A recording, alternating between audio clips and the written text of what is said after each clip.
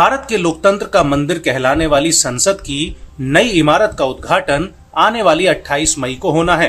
PM Modi इस ऐतिहासिक लम्हे का आगाज करेंगे। संसद भवन के उद्घाटन के साथ ही एक ऐतिहासिक परंपरा भी पुनर्जीवित होगी। इसको लेकर केंद्रीय गृह मंत्री अमित शाह ने प्रेस कॉन्फ्रेंस की। उन्होंने बताया कि इस परंपरा को सेंगोल कहा जाता है। ये युगों से जुड़ी परंपरा है। इसे तमिल में सेंगोल कहा जाता है और इसका मतलब संपदा से संपन्न होता है।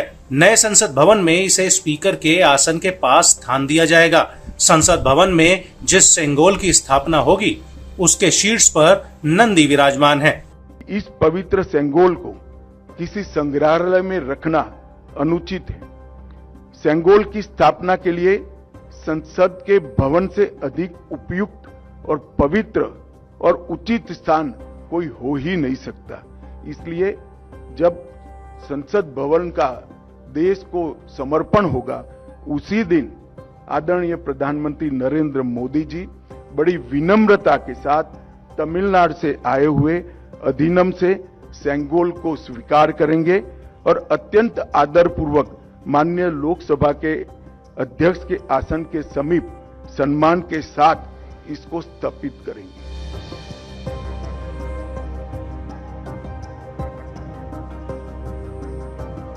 सेंगोल को संप्रभुता के प्रतीक के रूप में जाना जाता है। सेंगोल का अर्थ नीति परायणता है। ये भारत के चोल साम्राज्य की परंपरा रही है। जब भी कोई राजा बनता है उसे ये राजदंड दिया जाता है जो शक्ति और अधिकार का प्रतीक था। ये सोने या चांदी से बना था और इसे अक्सर कीमती पत्थरों से सजाया जाता था। सेंगोल सत्ता के हस्तांतरण का प्रतीक भी माना जाता है।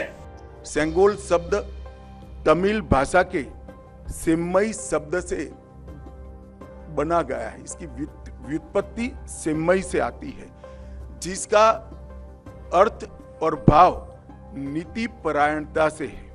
यह एक तमिलनाडु के प्रमुख धार्मिक मठ के महंतों द्वारा ये सेंगोल जो आप अभी देख रहे हैं स्क्रीन पर, ये अभिमंत्रित है।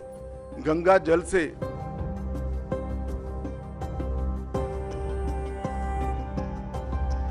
पंडित जवाहरलाल नेहरू जी को ये प्रश्न किया कि ब्रिटिश से भारतीयों के हाथ में सत्ता का हस्तांतरण के प्रतीक के रूप में कौन सा विशिष्ट परंपरागत समारोह का आयोजन किया जाना चाहिए। पंडित जी भी कंफ्यूज थे। उन्होंने थोड़ा समय मांगा और कहा कि मैं साथियों से चर्चा कर आपको इसके बारे में जानकारी दूंगा। पंडित जवाहरलाल नेहरू जी ने चर्चा करने के लिए अपनी पसंदगी बहुत अनुभवी स्वतंत्रता सेनानी, दार्शनिक, भारतीय परंपराओं के जानकार, इतिहास के मर्मज्ञ ऐसे विद्वान सी राजगोपालाचारी पर नियुक्त की, जिनको हम राजा जी के नाम से जानते हैं। उन्होंने ये बात को राजा जी के सामने रखा। राजा जी ने अनेक पुराने ग्रंथों का अभ्यास कर, अनेक प्रक्रियाओं को स्टडी कर साम्राज्यों के समय में सत्ता के हस्तांतरण की प्रक्रिया का एक सटीक इतिहास रेखांकित कर इस सेंगोल की प्रक्रिया को चिन्हित किया और पंडित नेहरू को बताया कि हमारे यहाँ हमारी परंपरा में इस सेंगोल के माध्यम से सत्ता के हस्तांतरण की प्रक्रिया को अधिकृत किया गया है। और इस प्रकार ये प्रक्रिया तय हुई और पंडित नेहरू ने पवित्र सेंगोल को तमिलनाडु के अधिनम से स्वीकार कर अंग्रेजों से भारतीयों के हाथ में सत्ता के हस्तांतरण को आकार दिया।